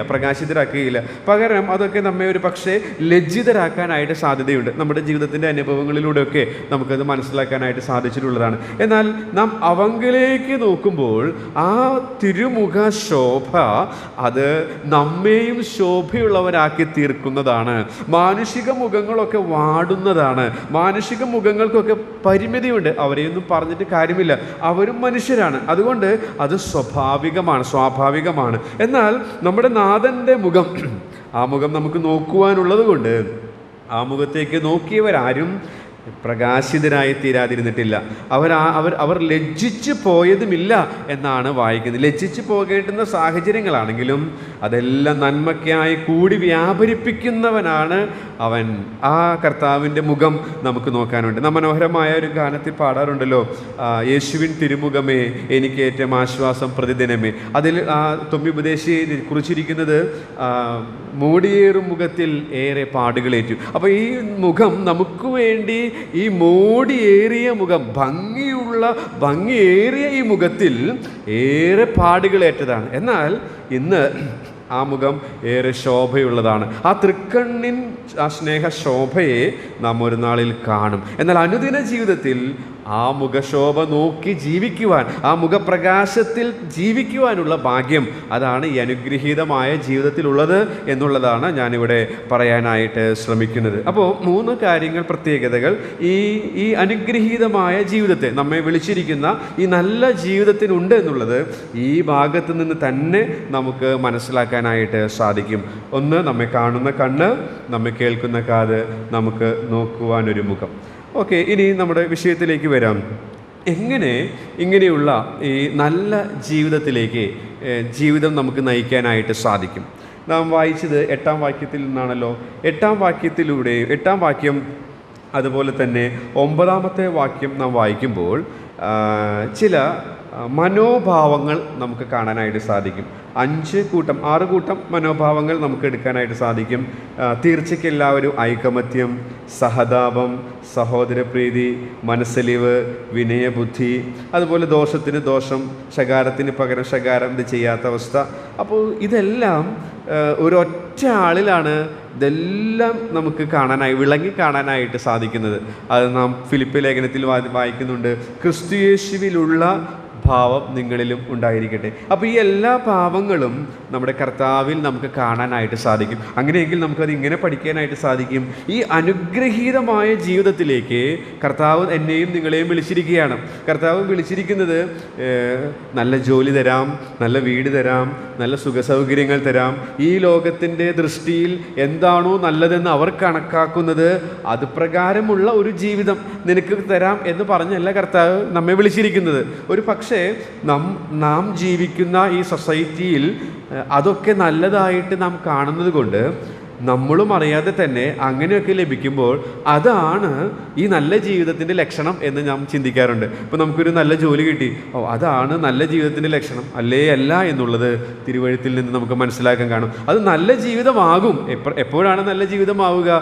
ക്രിസ്തുയേശുവിലുള്ള ഭാവമുള്ളവരായി ജീവിച്ച് അങ്ങനെയുള്ള നന്മകൾ, കർത്താവ് തരുന്ന നന്മകൾ നാം അനുഭവിക്കുമ്പോൾ അത് അനുഗ്രഹീത ജീവിതമാകും. അല്ല എങ്കിൽ നാം ക്രിസ്തുയേശുവിലുള്ള ഭാവമൊന്നുമില്ല, പക്ഷെ നല്ല ജോലി കിട്ടി, നല്ല വീട് കിട്ടി, നല്ല കുടുംബം കിട്ടി, അതുകൊണ്ടൊന്നും ഈ അനുഗ്രഹീത ജീവിതം എന്നുള്ള തിരുവഴുത്തിലെ സത്യവുമായിട്ട് യോജിച്ച് പോവുകയില്ല എന്നുള്ളത് ഒരു പരമാർത്ഥമാണ്. എന്നാൽ ഇതെല്ലാം ഉണ്ട്, അതോടൊപ്പം ക്രിസ്തുയേശുവിലുള്ള ഭാവവും നമ്മിലുണ്ടെങ്കിൽ തീർച്ചയായിട്ടും അത് അനുഗ്രഹീത ജീവിതമാണ്. അതല്ലാതെ ഈ ലോകത്തിൻ്റെ മാനദണ്ഡ പ്രകാരം അത് നമ്മുടെ സഭയിൽ അല്ലെങ്കിൽ നമ്മുടെ ജീവിതവുമായിട്ട് തട്ടിച്ചു നോക്കി അതാണ് നല്ലതെന്നൊരിക്കലും നാം പറയാനായിട്ട് പാടുള്ളതല്ല എന്നാണ് ഞാൻ മനസ്സിലാക്കുന്നത്. അപ്പോൾ ക്രിസ്തുയേശുവിലുള്ള ഭാവമുള്ളവരാകുന്നതിലൂടെ നമുക്ക് ഒരു നല്ല ജീവിതം, അനുഗ്രഹീതമായ ജീവിതം, നാം ഇവിടെ വായിക്കുന്നത് പോലെ 10-ാം വാക്യത്തിൽ വായിക്കുന്നത് പോലെ ഒരു ശുഭകാലം, ജീവനെ ആഗ്രഹിക്കുന്ന അല്ലെങ്കിൽ നല്ല ജീവിതം നമുക്ക് കാഴ്ചവെക്കാനായിട്ട് സാധിക്കും. അപ്പോൾ അതിലുള്ള ആ മനോഭാവങ്ങളെ ഒന്ന് വേഗത്തിൽ നമുക്ക് മുന്നോട്ട് പോകാം. എന്താണ് ഈ ക്രിസ്തുയേശുവിലുള്ള ഭാവം ഇവിടെ കാണുന്നത്? ഒന്നാമത് നാം കാണുന്നത് ഐക്യമത്യപ്പെടുക എന്നുള്ളതാണ്. ഐക്യമത്യം. അപ്പോൾ നാം ഐക്യതയുള്ളവരായിരിക്കണം എന്നുള്ളതാണ് ഇവിടെ കാണുന്ന ഒരു കാര്യം. അപ്പോൾ അതിൻ്റെ അർത്ഥം എന്നുള്ളത് നാം ഇന്ത്യ മഹാരാജ്യത്തിലാണല്ലോ ജീവിക്കുന്നത്. അതിൽ നമ്മുടെ ഭരണഘടനയിൽ തന്നെ ജവഹർലാൽ നെഹ്റു വളരെ മനോഹരമായിട്ട് കുറിച്ചിട്ടുള്ളൊരു പ്രസ്താവനയാണ് യൂണിറ്റി ഇൻ ഡൈവേഴ്സിറ്റി, നാനാത്വത്തിൽ ഏകത്വം എന്ന് പറയുന്നത്. ഇന്ത്യയിൽ വൈവിധ്യങ്ങളാണ് നിറയെ. നമുക്കറിയാം, ഭാഷയിൽ, ആചാരങ്ങളിൽ, അതുപോലെ തന്നെ പ്രദേശങ്ങളിൽ, സംസ്കാരത്തിൽ എല്ലാം വൈവിധ്യങ്ങളാണ്. എന്നാൽ നമ്മളെല്ലാവരെയും ഒന്നിച്ചു നിർത്തുന്ന ഒരു ഘടകം നാം ഭാരതീയരാണ്, ഇന്ത്യക്കാരാണ് എന്നുള്ളതാണ്. അതാണ് അതിൽ പ്രധാനമായിട്ടും നെഹ്റു കുറിച്ചു വച്ചിരിക്കുന്നത്. അപ്പോൾ ഇവിടെ ഐക്യമത്യമുള്ളവരാവുക എന്ന് പറഞ്ഞാൽ വൈവിധ്യങ്ങളുടെ മധ്യത്തിലും പൂർണ്ണമായി സഹകരിക്കുക എന്നുള്ളതാണ് അതിൻ്റെ മൂലാർത്ഥം എന്ന് പറയുന്നത്. അത് മനസ്സിലാക്കാൻ തിരുവഴുത്തിലെ തന്നെ വാക്യങ്ങൾ നമ്മെ സഹായിക്കും. എന്നാൽ ഞാൻ എടുത്ത് വായിക്കാൻ ആഗ്രഹിക്കുന്നില്ല. കൊരിന്തി ലേഖനത്തിൽ നാം വായിക്കുന്നുണ്ട്, അല്ലെങ്കിൽ ആശയം കടമെടുത്ത് ഇങ്ങനെ പറയാം. ശരീരത്തിലെ അവയവങ്ങൾ, ഇപ്പം ഇന്ത്യയെ നോക്കേണ്ട, നമ്മുടെ ശരീരത്തിലേക്ക് തന്നെ നോക്കിയാൽ മതി. ശരീരത്തിൽ പല അവയവങ്ങളുണ്ടെങ്കിലും അതെല്ലാം വ്യത്യസ്തങ്ങളാണെങ്കിലും എന്നാൽ യോജിച്ച് പ്രവർത്തിക്കുന്നു എന്നുള്ളത്. അതാണ് ഐക്യത എന്നുള്ളതിനെ അർത്ഥമാക്കുന്നത്. ഈ കാര്യത്തോടുള്ള ബന്ധത്തിൽ ഒരു 2002 2003 എന്ന് അറിഞ്ഞുകൂടാ, ഷാലുട്ടി നൈനാൻ സഹോദരൻ ഇവിടെ വന്നപ്പോൾ താൻ ഒരു സ്റ്റേറ്റ്മെൻറ്റ് പറഞ്ഞു. അത് ഞാൻ കുറിച്ച് വെച്ചിരുന്നു. അത് നല്ലൊരു സ്റ്റേറ്റ്മെൻറ്റാണ്. പക്ഷേ ഞാനത് പിന്നീട് മറ്റ് കമൻട്രികളിലും അത് കാണാനിടയായിട്ട് തീർന്നു. പക്ഷെ അന്ന് എനിക്ക് ഈ കമൻട്രികളൊന്നും അറിയാത്തത് കൊണ്ട് അന്ന് ഞാൻ കുറിച്ച് വെച്ചിരുന്നു. അത് ഇടയ്ക്കിടയ്ക്ക് ഈ ഭാഗങ്ങൾ വരുമ്പോൾ ആ സ്റ്റേറ്റ്മെൻറ്റ് വരാറുണ്ടായിരുന്നു. അത് മറ്റൊന്നുമല്ല, ഇങ്ങനെയാണ്: അടിസ്ഥാന ഉപദേശങ്ങളിൽ ഐക്യത, സാധാരണ കാര്യങ്ങളിൽ സ്വാതന്ത്ര്യം, എല്ലാറ്റിലും സ്നേഹം. ഈ ഐകമത്യമുള്ളവരായിരിക്കും എന്ന് പറയുമ്പോൾ ഈ ഒരു സ്റ്റേറ്റ്മെൻറ്റ് നമ്മെ പല കാര്യങ്ങളിലും സഹായിക്കുന്നൊരു സ്റ്റേറ്റ്മെൻറ്റാണ്. അടിസ്ഥാന ഉപദേശങ്ങളിൽ ഐക്യത വേണം, സാധാരണ കാര്യങ്ങളിൽ സ്വാതന്ത്ര്യം, എല്ലാറ്റിലും സ്നേഹം വേണം. ഈ 3 പ്രമാണങ്ങൾ നാം എടുക്കുന്ന ഡിസിഷനിൽ പാലിക്കാൻ ശ്രമിക്കുന്നത് നല്ലതാണെന്ന് താൻ അന്ന് പറഞ്ഞിരുന്നു. അത് പല ഗ്രന്ഥങ്ങളിലും പിന്നീട് ഞാനത് വായിക്കാനിടയായിട്ട് തീർന്നു. അപ്പോൾ ഈ ഐകമത്യമുള്ളവരായിരിക്കും എന്ന് പറയുമ്പോൾ അടിസ്ഥാനപരമായ കാര്യങ്ങളിൽ അടിസ്ഥാനപരമായൊരു വിഷയമാണ് എന്നുള്ളതാണ് അവിടെ നമുക്ക് കാണാനായിട്ട് സാധിക്കുന്നത്. ഈ ഐക്യതയെക്കുറിച്ച് നമ്മുടെ സഭയിൽ തന്നെ കഴിഞ്ഞ വർഷമാണെന്ന് തോന്നുന്നു ചാണ്ടപ്പള്ളി ഫിലിപ്പ് സഹോദരൻ മനോഹരമായൊരു ക്ലാസ് എടുത്തിട്ടുള്ളതാണ്. അപ്പോൾ അതിൽ പറഞ്ഞത് ഈ ഐക്യത നമ്മളായിട്ട് ഉണ്ടാക്കേണ്ട ആവശ്യമില്ല. താൻ പറഞ്ഞ കാര്യമാണ്, വചനത്തിലുള്ളതാണ്, ഫിലിപ്പി ലേഖനത്തിൽ നാം വായിക്കുന്നുണ്ട്. അത് സമാധാന ബന്ധത്തിൽ നാം അത് കാത്താൽ മാത്രം മതി. അപ്പോൾ പ്രായോഗികമായ രീതിയിൽ ചിന്തിച്ചാൽ നമ്മളൊക്കെ പല ഭവനങ്ങളിലുള്ളവരാണ്, പല തരത്തിലുള്ള വിദ്യാഭ്യാസമുള്ളവരാണ്, പല ചുറ്റുപാടുകളിലാണ് വളർത്തപ്പെട്ടിട്ടുള്ളത്, പല നിലകളിലാണ് നമ്മുടെയൊക്കെ ടേസ്റ്റ് ഉള്ളത്. അപ്പോൾ അതുകൊണ്ട് തന്നെ എല്ലാം ഒരേപോലെ ഒരു സമാനമായ രീതിയിൽ എല്ലാം വേണം എന്നുള്ളതല്ല ഐക്യത എന്നുള്ളത് കൊണ്ട് അർത്ഥമാക്കുന്നത്. വൈവിധ്യങ്ങളുണ്ടായിരിക്കാം, വ്യത്യാസങ്ങളായ അഭിപ്രായങ്ങളുണ്ടായിരിക്കാം, എന്നാൽ അത് ദൈവനാമ മഹത്വത്തിനായിട്ട് അത് ഒരു യോജിച്ച് പ്രവർത്തിക്കുക എന്നുള്ള ആശയമാണ് ഇവിടെ നമുക്ക് കാണാനായിട്ട് സാധിക്കും. അത് മനസ്സിലാക്കാനായിട്ട് എന്നെ സഹായിച്ചത് റോമാലേഖനം 15-ന്റെ 5-ാമത്തെ വാക്യത്തിൽ ഈ ഐക്യതയുടെ ലക്ഷ്യം പറയുന്നുണ്ട്. അതൊന്ന് നമുക്ക് വായിക്കാം.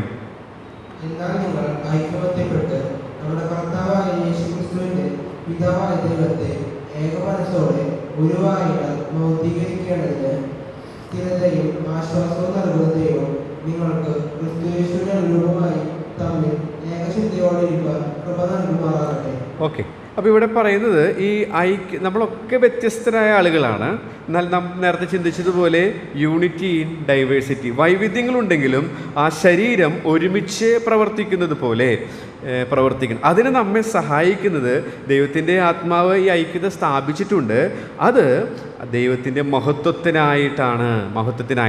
അപ്പോൾ സഭാജീവിതത്തിൽ പല നിലകളിലുള്ള വ്യത്യാസങ്ങളായ അഭിപ്രായങ്ങളുണ്ട്. ഇപ്പോൾ എനിക്ക് തന്നെ അറിയാൻ സാധിക്കും, ഞാൻ എന്നോട് ചില കാര്യങ്ങളൊക്കെ ഇപ്പോൾ മുതിർന്ന മുപ്പന്മാരായ സഹോദരന്മാരൊക്കെ പറയുമ്പോഴും എൻ്റേതായ ചില പ്രിൻസിപ്പിൾസ് ദൈവവചനത്തിൻ്റെ അടിസ്ഥാനത്തിൽ എനിക്കുള്ള ബോധ്യത്തിൻ്റെ അടിസ്ഥാനത്തിലുള്ള കാര്യങ്ങളിലേ ഞാൻ കൈവയ്ക്കാറുള്ളൂ.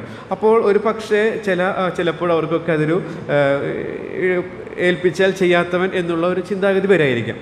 പക്ഷേ ഞാൻ അവരിൽ കണ്ട ഒരു പ്രത്യേകത എന്ന് പറയുന്നത്, അങ്ങനെ ഉണ്ടെങ്കിൽ തന്നെയും പിന്നെ ചിലപ്പോൾ ഉദാഹരണം പറയുകയാണെങ്കിൽ ഈ ബൈബിൾ ക്ലാസ്സിനോടുള്ള ബന്ധത്തിൽ ഇത് ഏൽപ്പിച്ചപ്പോൾ ഞാൻ സാധാരണ മറ്റുള്ളവരെ ചൂണ്ടിക്കാണിക്കുകയാണ് പതിവ്. കാരണം എനിക്ക് ഇവിടെ നിൽക്കുന്നതിനേക്കാൾ ഇരിക്കാനാണ് കൂടുതൽ ഇഷ്ടം. അപ്പോൾ പല തവണയായപ്പോൾ മൂന്നാമത്തെ തവണ പറഞ്ഞപ്പോഴാണ് ഞാൻ ഇതിന് വില്ലിങ് ആയത്. അപ്പോൾ ഒരു പക്ഷേ അവരത് ചിന്തിക്കുന്നത് ഇവൻ ഇങ്ങനെ ഒഴിഞ്ഞു മാറുന്നവനാണ് എന്നുള്ള ഒരു ചിന്തയായിരിക്കാം. പക്ഷെ ഞാൻ വിചാരിച്ചത് അങ്ങനെയുള്ള എന്നെ പോലും പിന്നെയും അവരെ ചേർത്ത് പിടിക്കുകയാണ്. അതാണ് വ്യത്യസ്തങ്ങളായി നമുക്ക് ലഭിച്ചിരിക്കുന്ന പ്രകാശനം അനുസരിച്ച് നാം തീരുമാനങ്ങൾ അവരോട് ഓപ്പണായിട്ട് പറഞ്ഞിട്ട് പോലും നമ്മെയും ചേർത്ത് പിടിക്കുന്നു എന്ന് പറയുന്നത് ഈ ഐക്യതയുടെ ഒരു ചിത്രമാണ് എന്നെനിക്ക് പറയാനായിട്ട് സാധിക്കും. അപ്പോൾ നമ്മുടെ ജീവിതത്തിൽ നമ്മളിത് മാതൃകയാക്കേണ്ടവരാണ്. ദൈവം ഏൽപ്പിച്ചിരിക്കുന്ന നമ്മെ ആക്കിയിരിക്കുന്ന ഈ സഭയിൽ സഭാ നേതൃത്വത്തോട് കീഴ്പ്പെട്ടിരിക്കുമ്പോൾ ഒരു പക്ഷേ നമുക്ക് ലഭിച്ച പ്രകാശനം അവരോട് വെളിപ്പെടുത്തുമ്പോൾ ഒരു പക്ഷേ അവർക്കത് ഉൾക്കൊള്ളാൻ സാധിച്ചെന്ന് വരില്ല. ചിലപ്പോൾ അത് അവർക്ക് മനസ്സിലായെന്ന് വരില്ല. ഒരു പക്ഷേ നമ്മുടെ തന്നെ പക്വതക്കുറവായിരിക്കാം. എങ്കിൽ തന്നെയും നാം അവർക്ക് കീഴ്പ്പെട്ടിരിക്കുമ്പോൾ ദൈവം ഐക്യതയ്ക്ക് തടസ്സം വരുത്തുന്നില്ല.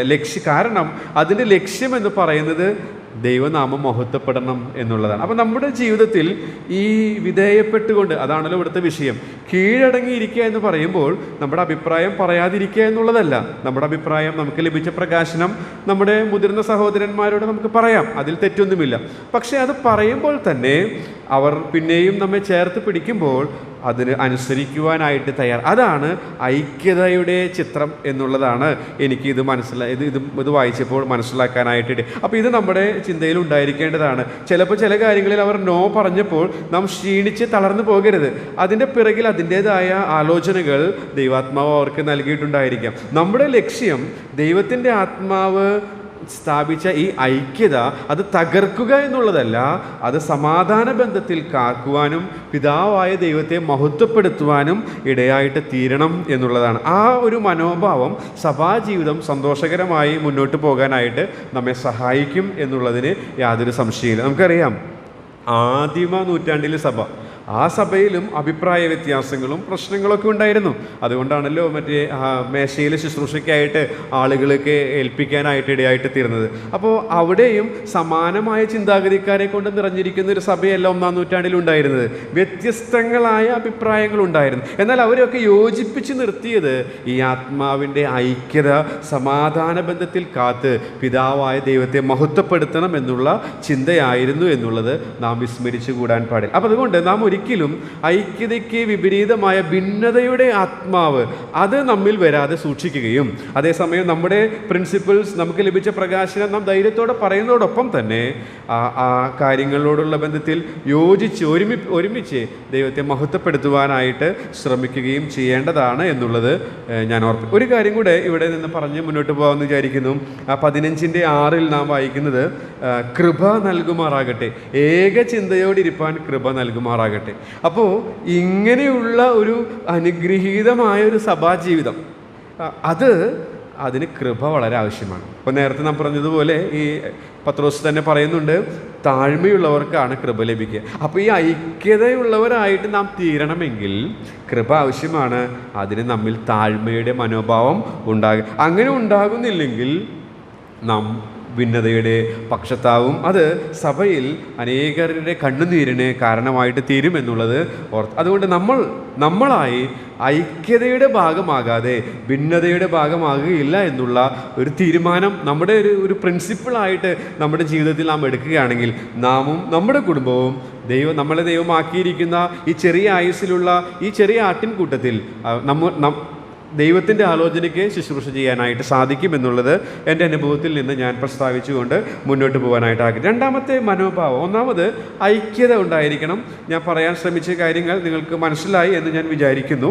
രണ്ടാമത്തെ കാര്യം സഹതാപമുള്ളവരായിരിക്കണം. സഹതാപം, ഒരു കഠിന ഹൃദയരല്ല, സഹതാപമുള്ളവരായിരിക്കും. കഴിഞ്ഞ ആഴ്ച വില്യംസന്റെ ഭവനത്തിലെ വീട്ടു പ്രാർത്ഥനയിൽ ഷാറാൻറ്റിയുടെ സഹോദരൻ മനോഹരമായിട്ട് ശമരിക്കാരൻ്റെ ചരിത്രത്തിൽ നിന്ന് സ്വരൂപമയിൽ നിന്നിട്ടുള്ള ഒരു കാര്യം പറയാനായിട്ട് ഇടയായിട്ട് അവിടെ അദ്ദേഹം പറഞ്ഞ കാര്യമാണ് സഹതാപവും അതുപോലെ തന്നെ മനസ്സലിവും. അത് രണ്ടും ഇവിടെ വരുന്നുണ്ട്, സഹതാപവും മനസ്സലിവും. അപ്പോൾ സഹതാപം എന്ന് പറയുന്നതിൻ്റെ അർത്ഥം എന്ന് പറയുന്നത് മറ്റുള്ളവരുടെ കഷ്ടങ്ങളിലും സങ്കടങ്ങളിലും ദുഃഖങ്ങളിലൊക്കെ ഉണ്ടാകുന്ന ഒരു വികാരമാണ്. ഒരു വികാരം, അവരുടെ ആ അവസ്ഥ വരുമ്പോൾ നമുക്കുണ്ടാകുന്ന ഒരു വികാരമാണ്. 1 കൊരിന്ത്യർ 12:26 വായിക്കേണ്ട സമയം മുന്നോട്ട് പോകുന്നു. അവിടെ നാം വായിക്കുന്നുണ്ട്, ഒരു അവയവം കഷ്ടം അനുഭവിക്കുന്നുവെങ്കിൽ അവയവങ്ങളൊക്കെയും കൂടെ കഷ്ടം അനുഭവിക്കുന്നു എന്നുള്ളത്. അപ്പോൾ അവരോട് ചേരുന്ന ആ ഒരു മനോഭാവത്തെയാണ് സഹതാപമുള്ളവർ എന്നുള്ളത് കൊണ്ട് ഇത് ക്രിസ്തുവിലുള്ള മനോഭാവമാണ് നമ്മിലും കാണേണ്ടത് ആവശ്യമാണ്. മാത്രമല്ല മറ്റൊന്ന് അവിടെ കാണുന്നത് സഹോദരപ്രീതി എന്നുള്ളതാണ്. സഹോദരപ്രീതി കർത്താവ് തൻ്റെ ശിഷ്യന്മാർക്ക് കൊടുത്ത ഒരു പ്രധാനപ്പെട്ട കൽപ്പന, ആവർത്തിച്ചിട്ടുള്ള ഒരു കൽപ്പനയാണ് തമ്മിൽ സ്നേഹിക്കുക എന്നുള്ളത്. നാം ഈ ലേഖനത്തിൽ അത് കാണുവാനിടയായിട്ട് തീർന്നു. ഒരു പക്ഷേ ഈ കർത്താവിനോട് കൂടെ ചേർന്ന് നടന്നതുകൊണ്ടായിരിക്കാം പത്രോസും ഇത് എല്ലാ അധ്യായത്തിലും ഇത് ആവർത്തിച്ച് എഴുതിയിരിക്കുന്നത്. തമ്മിൽ സ്നേഹിക്കണം. അതിൻ്റെ കാരണം എന്ന് പറയുന്നത്, അത് ഒരു എഴുത്തുകാരൻ എഴുതിയിരിക്കുന്നത് കോട്ട് ചെയ്തിട്ട് ഞാൻ അടുത്തേക്ക് പോകാമെന്ന് വിചാരിക്കുന്നു. സഹോദര സ്നേഹമെന്നാണ്, സഹോദരൻ. അപ്പോൾ സ്നേഹിക്കുന്നത് കൊണ്ട് സഹോദരന്മാരായതല്ല, സഹോദരന്മാരായതുകൊണ്ട് തമ്മിൽ സ്നേഹിക്കുകയാണ്. സഹ ഉദരന്മാർ ഒരു ഉദരത്തിൽ നിന്നും വന്നവർ എന്നാണ് ആ പദത്തിൻ്റെ അർത്ഥം, ഒരു ഉദരത്തിൽ നിന്നും. അപ്പോൾ ഈ ബന്ധം നാം എത്രമാത്രം ആസ്വദിക്കുന്നുണ്ട് എന്നുള്ളത് നമ്മൾ തന്നെ ഒന്ന് വിലയിരുത്തേണ്ടത് ആവശ്യമാണ്. ഇതിലൊക്കെ നാം വളരെ പരാജിതരാണ് എന്നുള്ളത് തീർത്തും പറയാനായിട്ട് സാധിക്കും എന്നുള്ളതിന് യാതൊരു സംശയവുമില്ല. അപ്പോൾ സ്നേഹിക്കുന്നത് കൊണ്ട് സഹോദരന്മാരാകുന്നില്ല, സഹോദരന്മാരായതുകൊണ്ട് സ്നേഹിക്കുന്നു. അപ്പോൾ ഈ സ്നേഹത്തിൻ്റെ മനോഭാവം നമ്മിലുണ്ടാകേണ്ടത് ആവശ്യമാണ്. നാലാമത് മനസ്സലിവുള്ളവരായിരിക്കും. അതാണ് നമ്മളവിടെ കാണുന്ന മനസ്സലിവ്. ശമരക്കാരൻ്റെ മനോഭാവം ഇതിന് തുല്യമാണ്. അന്നത്തെ പ്രസംഗത്തിൽ വിലിംസന്റെ ഭവനത്തിലെ ആ പ്രാർത്ഥനാ മീറ്റിങ്ങിൽ അദ്ദേഹം അത് ഓർപ്പിച്ചു. മനസ്സലിവ് ആ ശമരക്കാരൻ്റെ മനോഭാവമാണ്. അതായത് മറ്റുള്ളവരുടെ ആ പ്രശ്നങ്ങളും കഷ്ടതകളും കണ്ട് കേവലം ഒരു സഹതാപം തോന്നുക എന്ന് മാത്രമല്ല, അതിൽ പങ്കുചേരുക എന്നുള്ളതാണ്, അല്ലെങ്കിൽ അവരെ സഹായിക്കുക എന്നുള്ളതാണ് മനസ്സലിവ് എന്നുള്ളത് കൊണ്ട് അർത്ഥമാകുക. ആ ശമരക്കാരൻ ചെയ്തതും ഉദാത്തമായ ദൃഷ്ടാന്തമായി നമുക്ക് എടുക്കാനായിട്ട് സാധിക്കുന്നതാണ്. അടുത്തതായിട്ട് അവിടെ പറയുന്നത് വിനയബുദ്ധിയുള്ളവരായിരിക്കും. യോഗ്യമായ പെരുമാറ്റം എന്നാണ് മൂലാർത്ഥം. എന്നാൽ താഴ്മ ധരിക്കുക എന്നും നമുക്ക് അതിനെ എടുക്കാനായിട്ട് സാധിക്കും. അപ്പോൾ താഴ്മയുള്ള ഒരു മനോഭാവം. അപ്പോൾ ഈ മനോഭാവങ്ങളെല്ലാം ക്രിസ്തുയേശുവിലുള്ള മനോഭാവമാണ്. ഈ മനോഭാവം നമ്മിൽ ഓരോ ദിവസവും, ഞാൻ നേരത്തെ ഓർപ്പിച്ചതുപോലെ, കഴിഞ്ഞ ക്ലാസ്സുകളിൽ ഓർപ്പിച്ചതുപോലെ, LKG ലെവലാണോ, ഒരു പക്ഷേ 1ാം ക്ലാസ് ആവാം, ചിലപ്പോൾ 2ാം ക്ലാസ് ആവാം. നാളുകൾ കഴിയും തോറും അതിൽ ആ ഓരോ ഗ്രേഡ് കൂടി വരുവാനായിട്ട്, അതിൽ വളർത്തുവാനായിട്ട് ദൈവാത്മാവിനാൽ നമുക്ക് സാധിക്കേണ്ടതാണ്. അതുമാത്രമല്ല, അടുത്ത ഒരു കാര്യം നാം വായിക്കുന്നത് 9ാമത്തെ വാക്യത്തിൽ വായിക്കുന്നത് ദോഷത്തിന് ദോഷവും ശകാരത്തിന് ശകാരവും പകരം ചെയ്യാതെ എന്ന്. ഇതും കർത്താവിലുള്ള ഒരു ക്യാരക്ടറായിട്ട് നമുക്ക് കാണാനായിട്ട്. അപ്പോൾ ഉപദ്രവിക്കുന്നവരെ അനുഗ്രഹിക്കുന്ന ഒരു ചിത്രം. ഇതും കർത്താവ് ഗിരിപ്രഭാഷണത്തിൽ ഇതിനെ വിശദീകരിച്ച് പറഞ്ഞിട്ടുള്ള കാര്യമായിട്ട് നമുക്ക് എടുക്കാനായിട്ട് സാധിക്കും. അപ്പോൾ ഈ മനോഭാവങ്ങൾ, ഈ ഭാവങ്ങൾ കർത്താവിലുള്ളത് ഇതിലെ ഏതൊക്കെ മേഖലകളിലാണ് നമ്മിൽ കുറവുള്ളത്? ഇവിടെ നമുക്കറിയാം, ഞാനായാലും നിങ്ങളായാലും ഈ മനോഭാവങ്ങളിൽ, ഈ നല്ല ഭാവത്തിൽ ഒരിക്കലും PhD എടുത്തവരല്ല എന്നുള്ളതിന് യാതൊരു സംശയവുമില്ല. എന്നാൽ നമ്മുടെ ലെവൽ എവിടെയാണെന്ന് നമുക്കറിയാം. അത് തിരിച്ചറിഞ്ഞ് കർത്താവെ അതിൽ വളരുവാൻ സഹായിക്കണേ എന്നുള്ള ഉത്കടമായൊരു വാഞ്ചയെങ്കിലും നമുക്കുണ്ടാകണമെന്നുള്ള ആഗ്രഹമാണ് ഞാൻ ഈ കാര്യങ്ങൾ പറഞ്ഞതിന് പിറകിലുള്ളത്. ഓക്കെ, രണ്ടാമത്തെ പാഠത്തിലേക്ക് നമുക്ക് പോകാം. രണ്ടാമത്തെ പാഠം എന്ന് പറയുന്നത് ക്രിസ്തുവിൻ്റെ വചനം ഐശ്വര്യമായി വസിക്കുന്നതിലൂടെ എന്നുള്ളതാണ്. അതിനെന്നെ സഹായിച്ചത് ഈ 10-ാമത്തെ വാക്യമാണ്, 12-ാമത്തെ വാക്യമാണ്. അത് 34-ാം സങ്കീർത്തനത്തിലെ കോട്ടാണ് 10-ാമത്തെ വാക്യം. ജീവനെ ആഗ്രഹിക്കുകയും ശുഭകാലം കാണുവാൻ ഇച്ഛിക്കുകയും ചെയ്യുന്നവൻ ദോഷം ചെയ്യാതെ തൻ്റെ നാവിനെയും വ്യാജം പറയാതെ അതിരത്തെയും കാത്തുകൊള്ളട്ടെ, അടക്കിക്കൊള്ളട്ടെ. അതുപോലെ തന്നെ 12-ാമത്തെ വാക്യം, അതാണ് 34-ാം സങ്കീർത്തനത്തിലുള്ളത്. കർത്താവിൻ്റെ കണ്ണ് നീതിമാന്മാരുടെ മേലും അവൻ്റെ ചെവി അവരുടെ പ്രാർത്ഥനയ്ക്കും തുറന്നിരിക്കുന്നു. അപ്പോൾ ഇത് പഴയ നിയമത്തിൻ്റെ ഗ്രീക്ക് പരിഭാഷയുടെ പ്രയോഗങ്ങളാണ് ഇതിലുപയോഗിച്ചിരിക്കുന്നത്. അതുകൊണ്ടാണ് എക്സാക്റ്റ് 34-ാം സങ്കീർത്തനത്തിലുള്ള കാര്യമായിട്ട് ഈ 12-ാം വാക്യത്തിൽ കാണാനായിട്ട് ഇടയാകാത്തത്. അപ്പോൾ ഈ പ്രയോഗങ്ങൾ, ഈ വചനത്തെ പത്രോസ് കോട്ട് ചെയ്തത് ഒരു വലിയൊരു പാഠം നമ്മെ പഠിപ്പിക്കുന്നുണ്ട്. പ്രതികൂലങ്ങളുടെ മധ്യത്തിൽ ഈ അനുവാചകർ കടന്നു പോകുന്ന ഈ പ്രയാസങ്ങളുടെ മധ്യത്തിൽ ധൈര്യപ്പെടുവാനായിട്ട്, ശക്തിപ്പെടാനായിട്ട് ഒരൊറ്റ മാർഗ്ഗം, ഒരൊറ്റ മൂലി നാം പാടാറുണ്ടല്ലോ, ഒരൊറ്റ മൂലി എന്ന് പറയുന്നത് ക്രിസ്തുവിൻ്റെ വചനം ഐശ്വര്യമായി വസിക്കുക എന്നുള്ളതാണ്. അത് പത്രോസ് തൻ്റെ അനുഭവത്തിലൂടെ അവരെ ഓർപ്പിക്കുകയാണ്. ഈ പ്രതികൂലങ്ങളുടെ മധ്യത്തിൽ അവരെ പ്രബോധിപ്പിക്കുന്നത് അവർക്ക് ലഭിച്ചിട്ടുള്ള തിരുവെഴുത്തുകൾ ഉദ്ധരിച്ചുകൊണ്ടാണ്. അപ്പോൾ നമുക്ക് അതിൽ നിന്നെടുക്കാവുന്ന ഒരു പ്രമാണം എന്ന് പറയുന്നത്, നമ്മൾ കടന്നു പോകുന്ന ഈ പ്രതികൂലങ്ങളുടെ മധ്യത്തിൽ, അല്ലെങ്കിൽ അനുഗ്രഹീതമായ ഒരു ജീവിതം നയിക്കാൻ, അനുഗ്രഹീതമായ ജീവിതം എന്താണെന്ന് ഞാൻ പറഞ്ഞു, അങ്ങനെയുള്ള ആ മനോഹരമായ ഒരു ജീവിതം ആസ്വദിക്കാനായിട്ട് ഏറ്റവും നമ്മെ സഹായിക്കുന്ന ദൈവത്തിൻ്റെ വചനമാണ്. ഈ ദൈവത്തിൻ്റെ വചനം നമ്മുടെ ഉള്ളിൽ വസിക്കുമ്പോൾ, ഐശ്വര്യമായി വസിക്കുമ്പോൾ, സമൃദ്ധമായിട്ട് വസിക്കുമ്പോൾ നമുക്ക് അനുഗ്രഹീതമായ ജീവിതം നയിക്കാനായിട്ട് സാധിക്കും എന്നാണ് അവിടെ നിന്ന് പറയാനായിട്ട് ഞാൻ ആഗ്രഹിക്കുന്നത്. ഇങ്ങനെ ഈ അനുഗ്രഹീതമായിട്ട് നമ്മുടെ ദൈവത്തിൻ്റെ വചനം നമ്മിൽ വസിക്കുമ്പോൾ ഈ പറയുന്ന ജീവിതം കാഴ്ചവെക്കാൻ സാധിക്കും. പക്ഷേ ഈ ഐശ്വര്യമായി വസിക്കുന്നില്ലെങ്കിൽ അങ്ങനെ സാധിക്കുകയുമില്ല. അതിന് മകുടോദാഹരണമായിട്ട് എൻ്റെ മനസ്സിലേക്ക് വന്നത് 2 ശമൂവേൽ 16:10. അത് നമുക്ക് പരിചയമുള്ള ഭാഗമാണ്. എന്നാൽ അതിൽ നിന്നൊരു കാര്യം ഒന്ന് ഓർപ്പിച്ചിട്ട് അടുത്ത പാഠം കൂടെ പറഞ്ഞ് ഞാൻ നിർത്താം. 2 ശമൂവേൽ 16:10. അതിന് രാജാവ് സെരൂയയുടെ പുത്രന്മാരെ, എനിക്കും നിങ്ങൾക്കും തമ്മിലെന്ത്? അവൻ ശപിക്കട്ടെ, ദാവീദിനെ ശപിക്കരുത് യഹോവ അവനോട് കൽപ്പിച്ചിരിക്കുന്നു. പിന്നെ നീ ഇങ്ങനെ ചെയ്യുന്നത് എന്തെന്ന് ആർ ചോദിക്കുമെന്ന് പറഞ്ഞു. ഓക്കെ, അപ്പോൾ ഇവിടെ ഈ കാര്യമെന്ന് പറയുന്നത് ഞാൻ ഉദാഹരണമായിട്ട് എടുക്കുന്നത് എന്താണെന്ന് അറിയാമോ? ഈ ദാവീദിൻ്റെ ആ മനോഭാവമാണ്.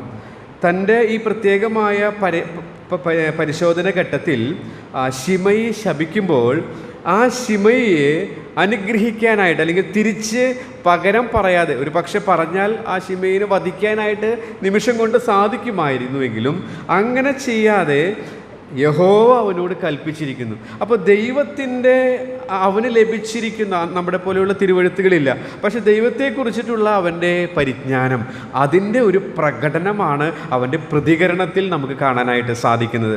അപ്പോൾ ദൈവത്തിൻ്റെ വചനം ഐശ്വര്യമായി നമ്മിൽ വസിക്കുമ്പോൾ ഈ പ്രത്യേകമായ പരീക്ഷാഘട്ടത്തിൽ ദാവീദ് എങ്ങനെയാണോ പ്രതികരിച്ചത് അതുപോലെ പ്രതികരിക്കാൻ സാധിക്കും. അതിന് വേണ്ടിയിട്ടാണ് ഈ ദൃഷ്ടാന്തം നിങ്ങളുടെ മനസ്സിലേക്ക് ചൂണ്ടിക്കാണിക്കാനായിട്ട് ഞാൻ ഇടയായിട്ട് തീർന്നത്. ഇവിടെ ക്രിസ്തുവിൻ്റെ വചനം ഐശ്വര്യമായി വസിക്കുമ്പോൾ ലഭിക്കുന്ന ചില കാര്യങ്ങൾ നമുക്ക് ഈ 10-ാം വാക്യത്തിൽ 11-ാം വാക്യത്തിൽ കാണാനായിട്ട് സാധിക്കും.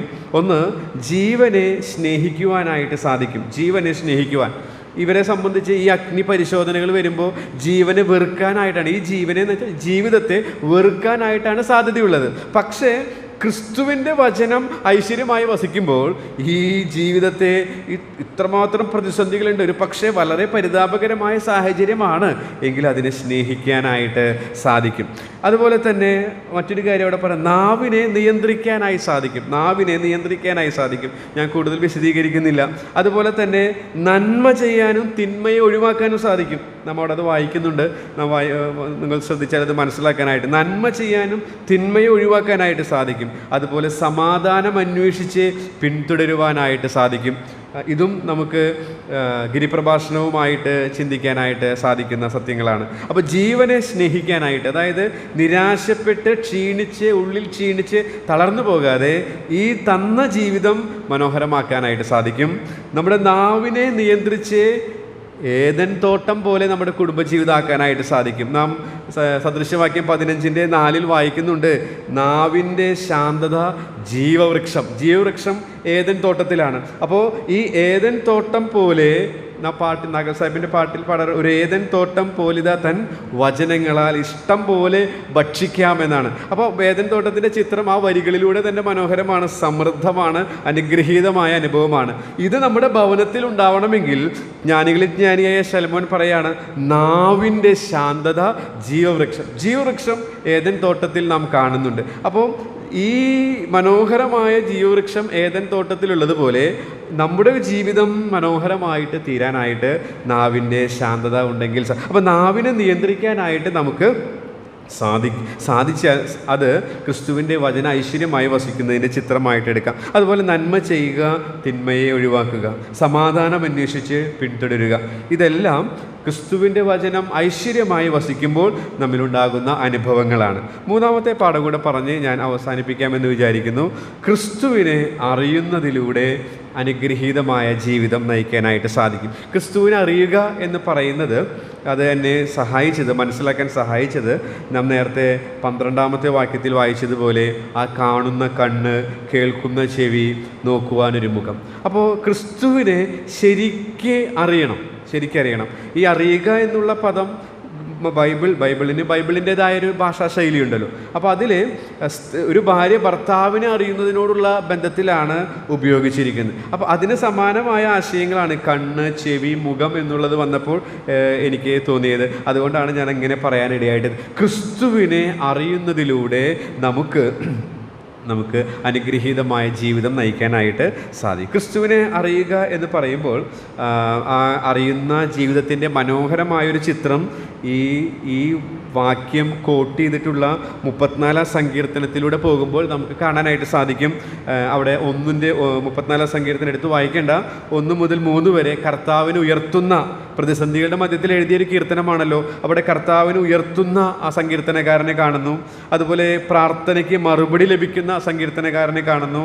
കർത്താവ് നല്ലവനെന്ന് രുചിച്ചറിയുന്ന സങ്കീർത്തനക്കാരനെ കാണുന്നു. ഹൃദയം നുറുങ്ങിയവർക്ക് യഹോവ സമീപസ്ഥൻ, ദൈവത്തിൻ്റെ സാമീപ്യം അനുഭവിച്ചറിയുന്ന സങ്കീർത്തനക്കാരനെ കാണുന്നുണ്ട്. അപ്പോൾ ഈ കർത്താവിനെ അറിയുന്നവരുടെ പ്രത്യേകതയായിട്ട് നമുക്ക് ആ 34-ാം സങ്കീർത്തനം നമുക്ക് ചിന്തിക്കാനായിട്ട് സാധിക്കും. അപ്പോൾ ക്രിസ്തുവിനെ അറിയുക. ഈ 2 ആഴ്ചയായിട്ട് ഞാൻ പ്രാക്ടീസ് ചെയ്യുന്ന ഒരു കാര്യം എന്ന് പറയുന്നത്, സങ്കീർത്തനം 16 നാം ഇങ്ങനെ വായിക്കുന്നുണ്ട്, ഞാൻ യഹോവയെ എപ്പോഴും എൻ്റെ മുമ്പിൽ വെച്ചിരിക്കുന്നു.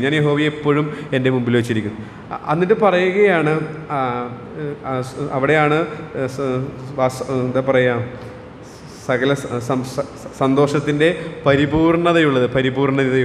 അപ്പോൾ യഹോവയെ മുമ്പിൽ വെച്ച് ജീവിക്കുമ്പോൾ 365 ദിവസവും നമുക്ക് സന്തോഷമുള്ള ജീവിതം ലഭിക്കും എന്നുള്ളതാണ് ആ ഭാഗം ധ്യാനിച്ചപ്പോൾ മനസ്സിലാക്കാനായിട്ട് സാധിച്ചത്. അപ്പോൾ ക്രിസ്തുവിനെ അറിയുക എന്ന് പറയുമ്പോൾ അവൻ നമ്മെ കാണുന്നു, അവൻ നമ്മെ കേൾക്കുന്നു, അവൻ്റെ മുഖം നമുക്ക് നോക്കാൻ സാധിക്കും. അപ്പോൾ എപ്പോഴും അവനെ മുമ്പിൽ വെച്ചുകൊണ്ട് ജീവിക്കുക എന്ന് വെച്ചാൽ കുടുംബജീവിതത്തിൽ ഭാര്യയുമായി കയർക്കാനായിട്ട് ശ്രമിക്കുമ്പോൾ കർത്താവ് കൂടെയുണ്ട് എന്നുള്ള ചിന്ത ഭരിക്കുക. അപ്പോൾ എന്ത് സംഭവിക്കും? കർത്താവ് ശരിക്കും കൂടെയുണ്ട്, ശരിക്കും കാണുന്നുണ്ട്, ശരിക്കും അവൻ കേൾക്കുന്നുണ്ട് എന്ന് വരുമ്പോൾ നമുക്കറിയാം. ഇപ്പോൾ 2 പേര് തമ്മിൽ, ഇപ്പോൾ വീട്ടിൽ നമ്മൾ ശരിയായ രീതിയിലല്ലാത്ത വർത്തമാനമാണെങ്കിൽ മൂപ്പനായൊരു സഹോദരൻ കേടുവരും നമ്മൾ കാണുമ്പോൾ പെട്ടെന്ന് നമ്മൾ ശാന്തരാകുന്നത് പോലെ ഈ കർത്താവ് കൂടെയുണ്ടെന്നുള്ള ആ ചിന്ത നമ്മളെ ഭരിക്കുന്നില്ല. ആ ഭരിക്കാത്തത് കൊണ്ടാണ് പലതരത്തിലുള്ള പ്രശ്നങ്ങളിലേക്കൊക്കെ നമ്മൾ വീണു പോകുന്നത്. അപ്പോൾ ആ ഭാഗം ധ്യാനിച്ചപ്പോൾ അങ്ങനെയുള്ളൊരു ചിന്തയാണ് മനസ്സിൽ. അപ്പോൾ അതൊന്ന് പ്രാക്ടീസ് ചെയ്ത് നോക്കാമെന്ന് വിചാരിച്ചു. പക്ഷേ പലപ്പോഴും ജീവിതത്തിൽ പല തൊഴിലിടങ്ങളിലൊക്കെയുള്ള തിരക്കുകൾ വരുമ്പോൾ ഒരു ദിവസം ഒരു 50% സാധിച്ചാൽ പിന്നെ 25%, ചിലപ്പോൾ 10% ആകും. പക്ഷേ അങ്ങനെ ചെയ്യുമ്പോൾ നമ്മുടെ ആന്തരികമായിട്ടും ഒരു ശുദ്ധീകരണവും അതുപോലെ തന്നെ ഒരു സംതൃപ്തിയും ഒരു സന്തോഷവും നിലനിൽക്കാനായിട്ട് അപ്പോൾ ദൈവത്തിൻ്റെ വചനം സത്യമാകയാൽ സന്തോഷത്തിൻ്റെ പരിപൂർണത നമുക്ക് അനുഭവിക്കാൻ സാധിക്കും. എപ്പോഴാണ്? യഹോവയെ മുമ്പിൽ വെച്ചിരിക്കുമ്പോൾ, കർത്താവിനെ അറിയുമ്പോൾ.